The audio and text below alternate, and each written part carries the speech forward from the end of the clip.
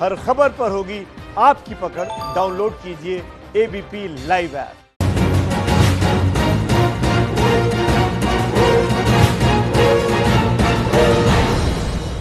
ABP news पर अपने show संविधान की शपथ के साथ हाजिर हुए रुमाना इसार खान।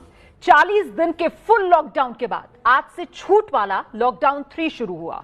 देश को रेड, ऑरेंज, ग्रीन जोन में बांटकर रियायतों का जो सिलसिला शुरू हुआ, उसमें सबसे ज्यादा हैरान शराब की दुकानों के सामने से आई तस्वीरों ने किया। ठेकों के सामने शराब के तलबगार बोतल के लिए बेताब नजर आए।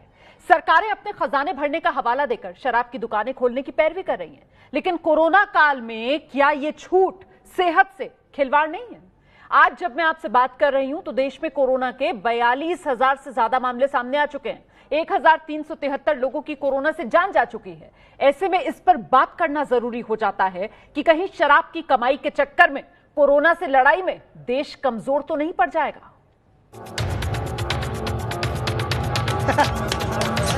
स्वागत करो।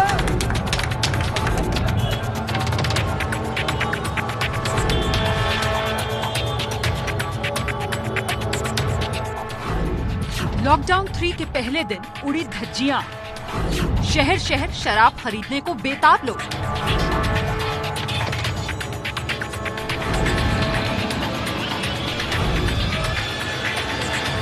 अब सुनने में आया जो है कल खुलेगी दुकान, तो हमने कहा थोड़ा एक आध क्वार्टर ले लिया जाए। मैं तो आज बहुत खुश है।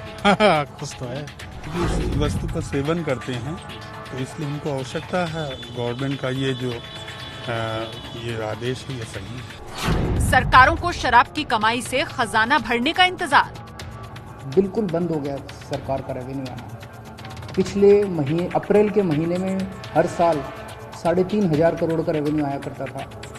इस बार केवल 300 करोड़ का रेवेन्यू आया। इससे तो तनख्वाहें नहीं दी जा सकती। सरकार कैसे चलेगी? कमाई के चक्कर में लोगों की जान से खिलवाड़। जिस समय देश का गरीब मजदूर एक एक रोटी के लिए परेशान हो, भूखा हो, अपने गांव घर जाने के लिए तड़प रहा हो, उस समय सरकार शराब माफियाओं की मदद करने के लिए शराब की दुकानें खुलवा देती है। शराब की दुकानें खुलने से अराजकता फैल सकती है, कानून व्यवस्था खराब हो सकती है। जो छूट दी जा रही है और जो मुख्यमंत्री जी ने भी कहा है कि सारे बाजार खुलेंगे, सच मानो मुझे तो बहुत डर लग रहा है। क्या शराब की कमाई से कमजोर पड़ेगी लड़ाई? जी, तो क्या शराब की कमाई से कोरोना की लड़ाई कमजोर पड़ेगी? इसी पर चर्चा करेंगे। खास मेहमानों से आपका परिचय कराते हैं। बीजेपी के प्रवक्ता के शर्मा जी हमारे साथ मौजूद हैं। अंजुम जेडीयू की नेता हमारे साथ हैं। प्रवीण खंडेलवाल महासचिव हैं सीआईटी के, और साथ ही हमारे साथ आम आदमी पार्टी से राघव चड्ढा आज की चर्चा में शिरकत कर रहे हैं। बहुत बहुत स्वागत आप सभी का। मुझे लगता है पहले के शर्मा जी को आना चाहिए। शर्मा जी, 2 गज की दूरी नजर नहीं आ रही है सर शराब की दुकानों के सामने? देखिए रोमाना जी, ये राज्य सरकारों को अपना फैसला लेना है, और राज्य सरकारों के अंतर्गत आता है आबकारी विभाग। उनको यदि लगता है और वो अपना उचित समझते हैं और वो उसकी व्यवस्था को सुचारू कर सकते हैं तो वो खोले, और नहीं तो ऐसा कोई निर्णय नहीं है कि आप जो है कोई निर्णय ले लिए तो आप उसको रिव्यू नहीं कर सकते। यदि आपको लगता है कि ऐसी उससे दिक्कत है तो आप उसको रिव्यू कीजिए, उसको वापस ले लीजिए। उसमें क्या दिक्कत है? ये कोई बाध्यता तो है नहीं कि आप जो है आपको खोलना ही खोलना है। शर्मा जी, बाध्यता नहीं है, लेकिन सवाल हम इसलिए पूछ रहे हैं कि ये चारा तो है ना, चारा फेंक दिया गया केंद्र की तरफ से। अब राज्य सरकारें क्या करें? वो तो पहले से ही कह रही है हमारे पास पैसा नहीं है, हम कैसे अपने खर्चे पूरे करें? जीएसटी को लेकर राज्य सरकारों के सवाल हैं कि साहब जीएसटी की देनदारी अभी केंद्र पर बनती है, वो पैसा हमें दिया नहीं है, और ऊपर से आप लोगों ने ये जो दरवाजा खोल दिया है, क्या कहूं मैं इसको, बैकडोर, पीछे का दरवाजा जो खोला है आप लोगों ने। ऐसा है रोमाना जी, पहले आप राज्य सरकार और केंद्र सरकार के बीच के जो बंटवारे उसको तो समझिए। आपको तो केवल केंद्र सरकार को कहना है। मैंने पहले ही कहा कि राज्य सरकारों का अधिकार है बहुत सी चीजों के लिए जो केंद्र सरकार ने कहा है, लेकिन उसमें कोई बाध्यता नहीं है। आपको लगता है कि खोलना है खोलिए, नहीं खोलना मत खोलिए, इसमें कौन सी बाध्यता है? जो राज्य सरकार, इसीलिए कहा ना कि चारा फेंक दिया। आप शायद मेरी बात समझे नहीं। मैंने तो इसीलिए कहा कि चारा फेंक दिया। क्यों ना कहा जाए कि केंद्र सरकार ने चारा फेंक दिया? ये तो कहा जाएगा ना। और राज्य के उस चारा में फंस रहे हैं। कोई निर्णय लेने। ठीक है सर, ठीक है, कह दिया ना आपने, पल्ला झाड़ लिया। यही इसी जवाब की उम्मीद थी, इसी जवाब की उम्मीद थी सर। लेकिन ये मामला जो है ना सर, वो बीजेपी, कांग्रेस, आम आदमी पार्टी से जुड़ा हुआ मामला नहीं है ना ये। यहाँ पर मध्य प्रदेश हो, उत्तर प्रदेश हो जहाँ बीजेपी की सरकारें हैं, यहाँ पर दिल्ली हो जहाँ आम आदमी पार्टी की सरकार है, या कांग्रेस शासित जो राज्य हो, वहां हर जगह सर इसी तरीके की तस्वीरें देखने के लिए मिल रही हैं। ठेकों के सामने ऐसी भीड़ नजर आ रही है। इसीलिए राघव चड्ढा, मैं आपसे जानना चाहती हूं कि ये तो अब लॉकडाउन 4 की नौबत आएगी, फिर मेहनत पर पानी फिर गया। 2-3 विषय हैं रवाना जी। पहली चीज तो यह है कि केंद्र सरकार द्वारा 4 मई से पूरे देश में लागू होने जा रही रियायतें कहें, रिलैक्सेशन कहें, छूट कहें, जो केंद्र सरकार के ऑर्डर में थी, वो हूबहू शब्द ब शब्द दिल्ली सरकार ने लागू करी। हमने इसके अतिरिक्त एक भी नई छूट या एक भी नई रियायत, रिलैक्सेशन नहीं दी। केंद्र सरकार के ऑर्डर में लिखा था कि शराब की और अन्य चीजों की दुकानें खुल सकती हैं, वही चीज हमने लागू करी। दिल्ली में आज शराब बेचने के साथ साथ किताब बेचने की दुकान भी खुली है, कपड़ा बेचने की दुकान भी खुली है, किराने की दुकान भी खुली है, सब्जी बेचने वाले की दुकान भी खुली, तमाम दुकानें खुली हैं। और जहां तक भीड़ का विषय है, मैं बताना चाहूंगा, आज भीड़, यदि आप भीड़ का नजारा देखना चाहते हैं तो इसमें कोई दो राय नहीं है कि कई शराब के ठेकों के बाद बहुत भीड़ लगी। और मेरा आपके चैनल के माध्यम से दिल्ली पुलिस से अनुरोध रहेगा, क्योंकि कानून व्यवस्था दिल्ली में जो है वो एक केंद्र का विषय है, केंद्र सरकार के अधीन आती है, तो मैं दरख्वास्त करना चाहूंगा दिल्ली पुलिस का कि वो इंश्योर करें कि पूरी तरीके से सोशल डिस्टेंसिंग के कानून का पालन हो। और दूसरी चीज, जहां पर आप शराब के ठेकों पर भीड़ दिखा रहे हैं, वहां पर मानेसर में जो प्रवासी मजदूर हैं, जो अपना पंजीकरण कराने के लिए, अपने अपने राज्य जाने के लिए, पंजीकरण कराने के लिए जो घरों से बाहर निकले, उस भीड़ का नजारा भी दिखाइए। नहीं सर, ये भी बताइए कि सूरत के अंदर किस प्रकार से प्रवासी मजदूरों पर भी हम बहस करेंगे। कहने का मतलब ये है कि ये देखते रहिएगा सर, आगे शाम 5 बजे मजदूरों को लेकर भी चर्चा है। अभी मैं जिस विषय पर बात कर रही हूँ ना, कृपया करके उसी पर मुझसे बात कर लीजिए। आप जो बात कह रहे हैं यहाँ पर, आप जो बात कह रहे हैं यहाँ पर, तो मेरे ख्याल से एबीपी न्यूज के दर्शकों को यह भी जानना चाहिए कि वो जो केंद्र सरकार का ऑर्डर, जिसे शब्दशः मानने की बात आप कर रहे हैं, उस ऑर्डर में ये छूट है सर राज्य सरकारों को कि अगर वो चाहें तो फिर वो कुछ रोक लगा सकती हैं अपनी तरफ से। तो सर आप लगा लेते हैं, फिर आप ना खुलवाते हैं शराब की दुकानें। अगर आपको इतनी दिक्कत आ रही है, अगर आपको दिल्ली पुलिस से सहयोग नहीं मिल पा रहा है, आपने क्यों दिल्ली वालों को झोंक दिया इस खतरे में कोरोना के? सुन लीजिए, मैं बता देता हूं। देखिए, पहली बात तो यह है कि देश के हर राज्य में लगभग आज शराब की और अल्कोहल बेचने की दुकानें खुली हैं। कई जगहों से इस प्रकार का नजारा सामने आ रहा है और हमने दिल्ली पुलिस को भी, उपराज्यपाल के संज्ञान में भी यह बात लाई है और केंद्र सरकार के संज्ञान में भी कि कृपया कर सोशल डिस्टेंसिंग के कानून का पालन कराइए। यह रहा एक विषय। दूसरा विषय यह है कि केंद्र सरकार ने जो गाइडलाइंस दी वो शब्द शब्द दिल्ली सरकार ने लागू करी। उसके साथ साथ यह भी बताना आवश्यक है कि दिल्ली सरकार की अप्रैल महीने की कमाई, पिछले साल अप्रैल महीने की कमाई थी 3500 करोड़ रुपए, जो इस साल अप्रैल महीने में लगभग 4000 करोड़ के आसपास होनी चाहिए थी। लेकिन आज 400 करोड़ रुपए भी सरकारी खजाने में नहीं आए। आज डॉक्टरों के, नर्सों के, मेडिकल स्टाफ के वेतन देने के लिए, सैलरी देने के लिए भी सरकारों को जद्दोजहद करनी पड़ रही है और केंद्र के सामने भी अपनी झोली फैलाने पड़ रही है। मैं वो ग्राफिक्स भी दिखा रही हूँ दर्शकों को, किस तरीके से जो आबकारी विभाग है उससे राज्यों की कमाई होती है। लेकिन बात यह है कि हम सब जानते हैं ये कोरोना काल संकट काल है, हम सबको पता था यहाँ पर किस तरीके से संतुलन बनाना है सर, वही तो बैलेंस बनाना है, जान है जहान है वाला। और यहाँ पर फिलहाल ऐसा लग रहा है जैसे जान पर जहान भारी है। यहाँ तो शराब की कमाई के चक्कर में सारे नियम, कानून, कायदे जो हैं उसकी धज्जियां उड़ाई जा रही है। एक मिनट राघव, मुझे अंजू महाराज जी के पास जाने दीजिए प्लीज, मुझे अंजू महाराज जी के पास जाने दीजिए। 10 सेकंड और जल्दी से। जी देखिए, ये बात आप भी जानती हैं और मैं भी जानता हूं और हर देशवासी जानता है कि लॉकडाउन जो है वो एक अंतहीन समाधान नहीं है, स्थायी समाधान नहीं है। लॉकडाउन कुछ समय के लिए लागू किया जाता है कि तमाम सरकारें अपने अस्पताल की व्यवस्था इस प्रकार बना लें कि यदि कोरोना के मरीज बढ़े तो अस्पतालों में पर्याप्त मात्रा में इलाज मुहैया कराया जा सके। हमने वो अपने राज्य दिल्ली में सुनिश्चित किया है। आने वाले समय में धीरे धीरे कर आपको इस दिशा में आगे बढ़ना अरे सर, पड़ेगा तो और लॉकडाउन समाधान को की खोलना शुरुआत पड़ेगा। शराब की दुकान से होगी क्या?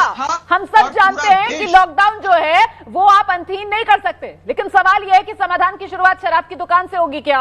अंजू महाराज जी के पास मुझे आने दीजिए। अंजू महाराज जी, ये जिस तरीके की भीड़ यहाँ पर देखने के लिए मिल रही है शराब की दुकानों के सामने, मैं आपसे जानना चाहती हूँ इसमें क्या फर्क है?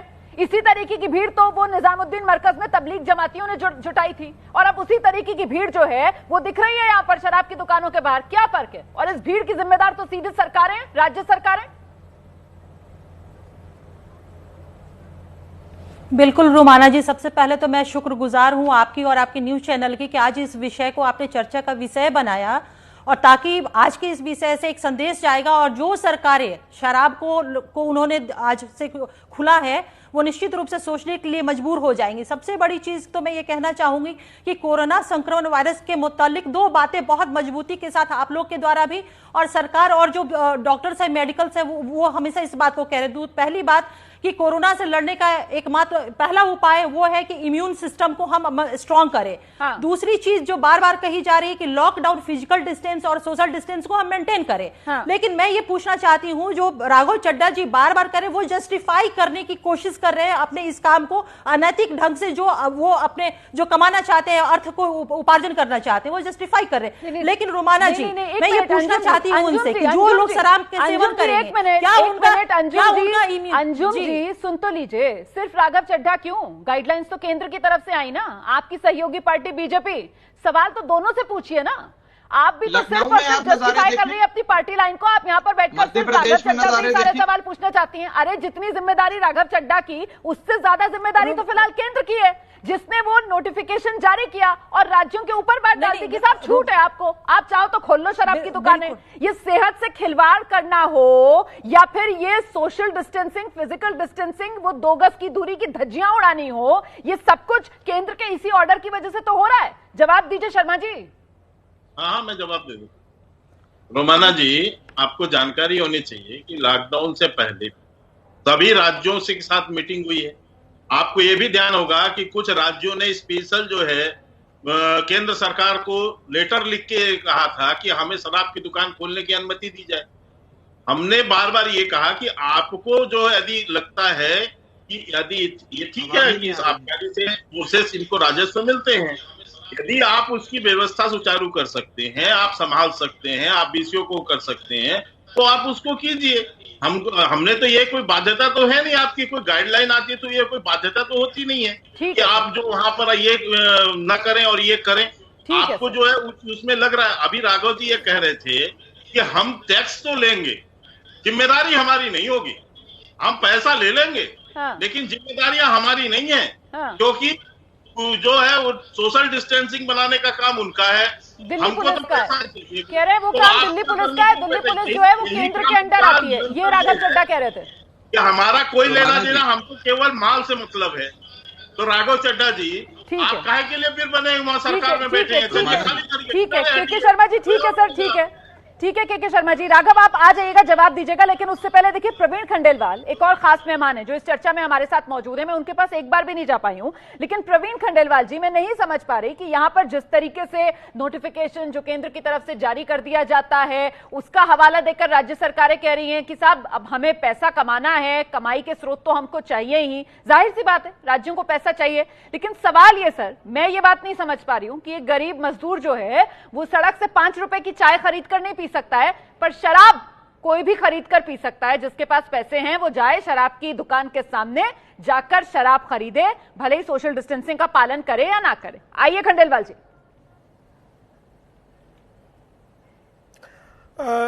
धन्यवाद रोमाना।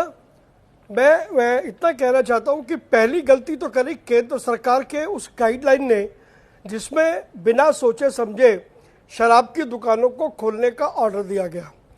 दूसरी गलती और दूसरी जो जिम्मेदारी थी वो राज्य सरकारों की थी। पहले भी ऐसा हुआ है कि जब से केंद्र की गाइडलाइन शुरू हुई है, और अभी मेरे मित्र कह रहे थे कि हमने तो केंद्र सरकार की गाइडलाइन के मुताबिक एज इट इज कर दिया। पूर्व में भी केंद्र के गृह मंत्रालय ने अनेक गाइडलाइंस दी थी, क्या उन्होंने उन गाइडलाइंस का उसी प्रकार से पालन किया जिसकी दुहाई वो इस समय दे रहे हैं? तो मेरा कहना यह है कि पहली गलती केंद्र सरकार की थी। दूसरी गलती सभी राज्य सरकारों की थी, जिन्होंने पैसे के लालच में, जिन्होंने राजस्व के लालच में आकर के, और जो हमने 40 दिन की लॉकडाउन की लड़ाई कोरोना से हम कुछ किस हद तक कामयाब हुए थे जी, उस लड़ाई पर सारे पर पानी फेर दिया। आज जिस प्रकार से दिल्ली सहित देश के अन्य राज्यों के अंदर जो दुकानें खुली और उस पर सोशल डिस्टेंसिंग की जिस प्रकार से धज्जियां उड़ाई गई, वो अपने आप में एक ऐसा दृश्य है जो कम से कम 10 से 15% कोरोना के केस आज दिन में बढ़ा देगा। और मैं आपको ये भी बताना चाहता हूँ कि केंद्र सरकार के इसी आदेश को महाराष्ट्र सरकार ने लागू करने से इनकार कर दिया। और जब हमारे मित्र राघव चड्ढा कहते हैं कि हमको केंद्र की गाइडलाइन जारी करनी थी, तो महाराष्ट्र सरकार ने तो वो लागू नहीं करी, तो दिल्ली सरकार भी, क्योंकि महाराष्ट्र भी रेड जोन है और तो दिल्ली मैं जवाब प्रवीण खंडेलवाल जी मैं जवाब दे रही हूँ, प्रवीण खंडेलवाल जी मैं जवाब ले रही हूँ। और राघव चड्ढा प्लीज आइए और ये बताइए कि क्यों ना जनता ये कहे कि सब मिले हुए हैं जी, आप सब मिले हुए हैं जी। हाँ, 3-4 चीजें रोमाना जी प्लीज थोड़ा सा मुझे समय दीजिएगा। मैं उन लोगों को कहना चाहूंगा जो लगातार दिल्ली और दिल्ली सरकार को ब्लेम कर रहे हैं कि ये नजारे लगता है आपने लखनऊ में नहीं देखे, ये नजारे आपने अपनी बिहार की सरकार के, मध्य प्रदेश के कई जिलों में नहीं देखे जो आप बता रहे हैं। आपको वहां की फुटेज भी देखनी चाहिए और आपको वहां की सरकारों पर भी ये दोष डालना चाहिए। केवल आंख बंद करके भाजपा ठीक नहीं। अब हमारी बात सुनिए, मैंने आपके बीच में नहीं बोला, मैंने आपके बीच में नहीं बोला, आप हमारी बात सुन लो। दूसरी चीज, जहां पर आप ये हमें कह रहे हैं कि केंद्र सरकार का ऑर्डर आपने कभी आज से पहले नहीं माना, आप मान रहे हैं आपातकाल परिस्थितियां हैं। आप देख रहे हैं कि कैसे दिल्ली सरकार, केंद्र सरकार, माननीय उपराज्यपाल, दिल्ली पुलिस सब मिलकर काम कर रहे हैं, सब बराबरी के हिस्सेदार हैं इस लड़ाई में। और हमने, केंद्र सरकार ने जो जो हिदायत दी, जो जो गाइडलाइन दी, उसको हूबहू लागू किया। आने वाले समय में अगर उसमें कोई संशोधन करना होगा तो अवश्य किया जाएगा। दूसरी चीज, ये जो बात कही जा रही है रोमाना जी, मैं इस पे अपनी आपत्ति दर्ज कराऊंगा। जो लोग ये कह रहे हैं कि आप पैसा का लालच कर रहे हैं, राजस्व का लालच कर रहे हैं।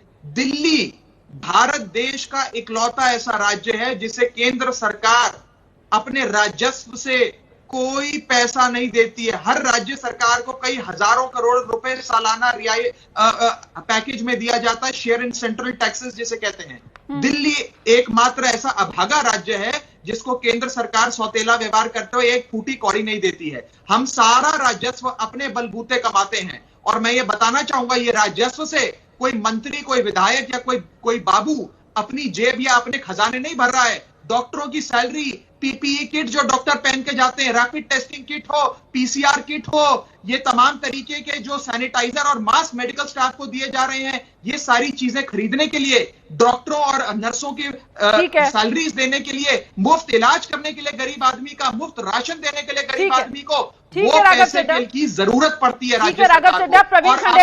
राघव चड्ढा, प्रवीण खंडेलवाल जो है वो आपको जवाब देना चाह रहे हैं, लेकिन उससे पहले प्रवीण खंडेलवाल ने जो पहली गलती गिनाई थी, जिसे उन्होंने केंद्र सरकार की गलती कहा था, बिना सोचे समझे केंद्र सरकार ने ये ऑर्डर जारी कर दिया। इस पर मुझे लगता है के शर्मा जी को पहले जवाब दे देना चाहिए, उसके बाद प्रवीण खंडेलवाल जी आऊंगी आपके पास। अंजुम आरा जी आपके पास भी आ रही हूं। आइए के शर्मा जी, बिना सोचे समझे केंद्र सरकार ने शराब की दुकानें खोलने का फैसला ले लिया क्या सर?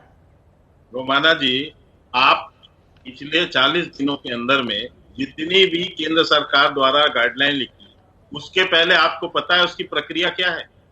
सारे राज्य सरकारों से बकायदा विचार विमर्श होने के बाद एक एक चीज, एक एक गाइडलाइन उसमें तय होती है। ये कोई केंद्र सरकार में बैठा हुआ एक व्यक्ति इसको डिसाइड नहीं करता है, और उसमें सारे लोग, उनके मुख्य सचिव से अलग बैठक होती है, राज्य सरकारों के उनके मुख्यमंत्रियों से बैठक होती है, और सबके सुझाव आने के बाद, सब लोगों के बातों के बाद वो गाइडलाइन तय किए जाते हैं।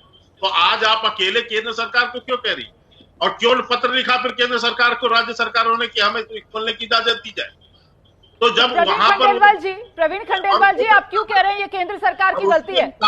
ग्रीन जोन, एक मिनट शर्मा जी, आपने जवाब दिया, अब उनकी बात तो सुनिए ना जिन्होंने सवाल उठाया था, उनकी बात तो सुनिए ना जिन्होंने सवाल उठाया था। प्रवीण खंडेलवाल जी, आपने सुना के शर्मा को, वो कह रहे हैं भाई हमारा क्या करना, हमें तो राज्य सरकारों की तरफ से गुजारिश आ रही थी, हमने फैसला ले लिया। जवाब दीजिए। सरकार ने पाबंदी नहीं लगाई है, महाराष्ट्र सरकार ने नहीं लगाई है। प्रवीण खंडेलवाल जी आइए, के शर्मा जी प्रवीण खंडेलवाल को सुनिए। आप लोग सब स्काइप पे हैं सर, आराम से एक एक करके अपनी बारी पर बोलिए ताकि दर्शक समझ पाए आप लोग कह क्या रहे हैं। खंडेलवाल जी आइए। रोमाना जी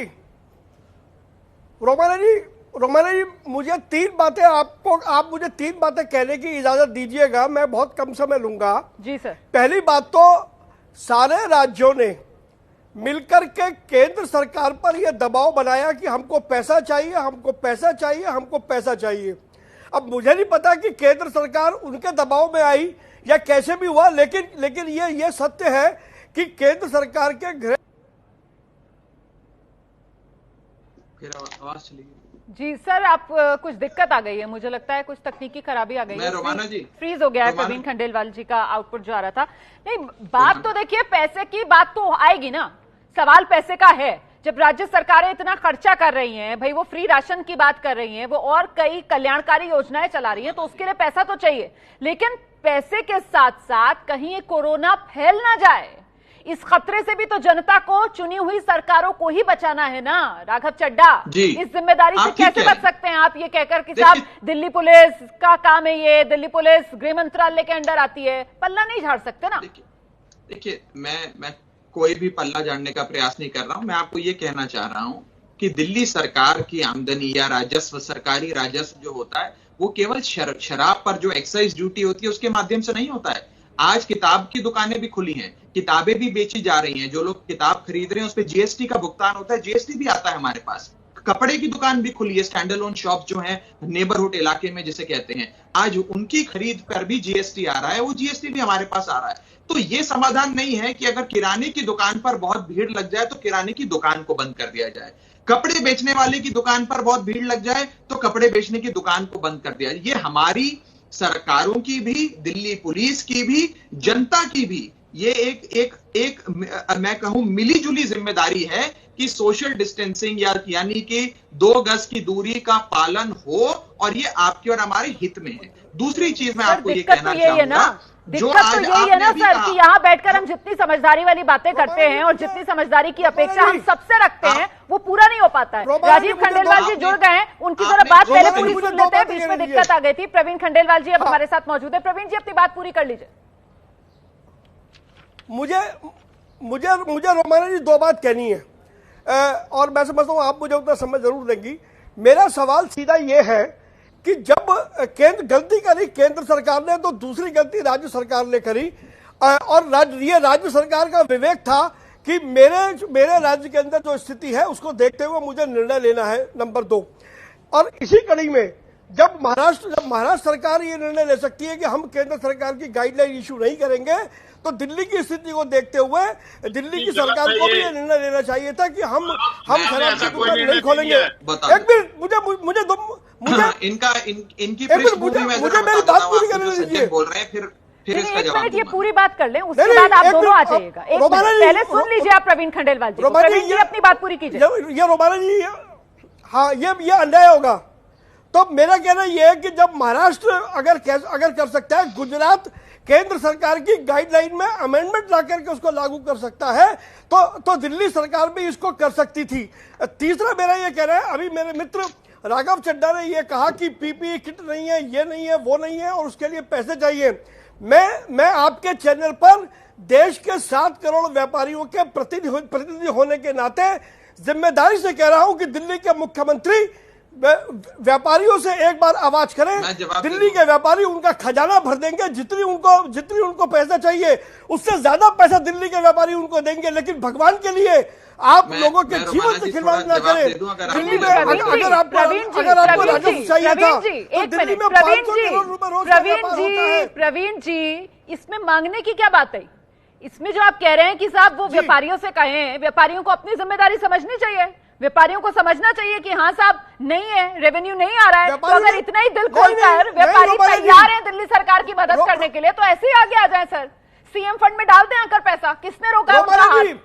रोमाना जी अजीब बात कर रहे हैं प्रभु। आप जानते हैं कि यहाँ पर रेवेन्यू की किल्लत है, सरकार को जो योजनाएं हैं उनको भी चलाना है, ऐसे में पैसा तो चाहिए ना सरकारों को।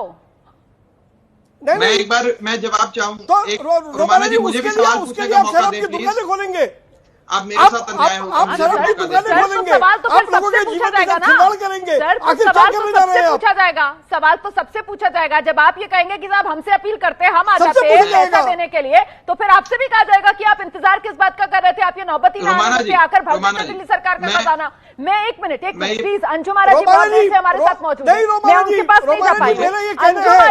अंजुम आरा जी, तो कुल मिलाकर क्या माना जाए, मतलब शराब की दुकानों के बाहर फिर वो जो कतारें नजर आ रही हैं, अब हमें उन्हें क्या खिताब देना चाहिए? मतलब वो हमारे इकोनॉमी वॉरियर्स हो गए, जिस तरीके से कोरोना के खिलाफ जो जंग लड़ रहे हैं वो फ्रंटलाइन कोरोना वॉरियर्स हैं। ऐसे ही शराब की दुकानों के बाहर जो लंबी कतारें हैं वो तो मतलब फिर इकोनॉमी वॉरियर्स हो गए। वो शराब की दुकान से या भारतीय अर्थव्यवस्था पटरी पर आएगी, ऐसा आपको लगता है क्या? नहीं, देखिए, इससे भारतीय अर्थव्यवस्था पटरी पे बिल्कुल नहीं आएगी और इसका जीता जागता उदाहरण बिहार है। आप जानते ही हैं कि 3-4 वर्ष पहले हमारे यहाँ पूर्ण शराबबंदी हुई थी और राजस्व की क्षति कहा जाता था कि बिहार इतनी बड़ी राजस्व की क्षति को कैसे पूर्ति करेगा। और फिर इस देश ने भी देखा कि बिहार कितनी मजबूती के साथ जो राजस्व का हमारी कमी हुई थी, किस दूसरे सोर्सेज से हमने उसको पूरा किया था और कोई हमारी क्षति नहीं हुई थी। तो ये कहना बिल्कुल मुनासिब नहीं होगा कि इससे हमें राजस्व मिलेगा, और अगर राजस्व मिलता भी है तो ये अनैतिक राजस्व होगा। एक मिनट अंजुम जी, आपने जो बात कही है, आपने जो अपनी बात कही है कि भाई बिना शराब की कमाई से भी किस तरीके से राज्य अपने पैरों पर खड़ा हो सकता है, इसकी जीती जागती मिसाल बिहार है, मुझे लगता है। लेकिन ये शराब की दुकानें, जी शराब की दुकानें खोलने का जो सरकार की तरफ से फैसला लिया गया है, उस पर कुछ और पार्टियों के नेता कैसे चुटकी ले रहे हैं, जरा वो हमें देखना चाहिए। अखिलेश यादव हैं, समाजवादी पार्टी के मुखिया हैं, और समाजवादी पार्टी के मुखिया अखिलेश यादव ने ये ट्वीट किया है। इसमें वो लिख रहे हैं, भाई साहब कृपया ये बताइए, 5 ट्रिलियन की इकोनॉमी बनाने के लिए क्या इसी लाइन में लगना होगा? और नीचे फोटो जो है उन्होंने वो शराब की दुकान के बाहर जो लाइन लगी हुई है ना, वो तस्वीर लगाई है। तो के शर्मा जी, 5 ट्रिलियन डॉलर वाली इकोनॉमी के लिए इसी लाइन में लगना होगा, ये चुटकी ले रहे हैं अखिलेश यादव। नहीं, विपक्ष आज के दिन में क्या कर सकता है रोमन? आप समझ रही हैं कि इतनी बड़ी महामारी जिससे विश्व की बड़ी बड़ी अर्थव्यवस्था ध्वस्त हो रही है, सारे देश विश्व में मंदी का दौर इतना भयानक दौर पर है, और ऐसी स्थिति पे विपक्ष है, उनकी तो कोई जिम्मेदारी नहीं, वो चुटकी ले सकते हैं, क्योंकि उनको किसी न जनता से मतलब है न किसी से मतलब है, वो तो हमेशा इनकी कोशिश ही है। लेकिन मैं राघव चड्ढा जी की बात पर आता हूँ, तो बार बार राघव चड्ढा जी गिना रहे हैं कि सारे खर्चे इन्हीं के सर पे मड़े हुए हैं। अनाज जो है, आपने अनाज का इश्यू उठाया, अनाज की सब्सिडी कौन झेलता है? एक तो केंद्र सरकार उठाती है। आज जो 2 रुपया 3 रुपया किलो चावल भी है, उसमें 30 रुपए किलो का खर्चा आता है, 27 रुपए केंद्र सरकार की सब्सिडी होती है सर। और उसके बाद जब समय आज मेरे पास देखिए इतना ही है, आज मेरे पास समय इतना ही है इस चर्चा में। बहुत बहुत धन्यवाद आप सभी का आज की इस चर्चा में मेरे साथ शामिल होने के लिए। लेकिन देखिए, कुल मिलाकर मेरी राय यही है कि साहब ये जिस तरीके की तस्वीरें आज देखने के लिए मिली ना, शराब की दुकानों के बाहर वो जो लंबी लंबी कतारें देखने के लिए मिली, वो जो सोशल डिस्टेंसिंग की धज्जियां उड़ती हुई तस्वीरें सामने निकल कर आई, इससे कहीं ना कहीं डर इस बात को लेकर जरूर बड़ा हो जाता है कि पूरे किए कराए पर पानी तो नहीं फिर जाएगा। अब शराब की कमाई पर जिनको भरोसा, सोशल डिस्टेंसिंग भी उन्हीं की जिम्मेदारी है। भीड़ कहीं कोरोना ना फैला दे, इस बात की एहतियात बरतनी होगी। बहुत बहुत धन्यवाद आप सभी का संविधान की शपथ में हमारे साथ बने रहने के लिए।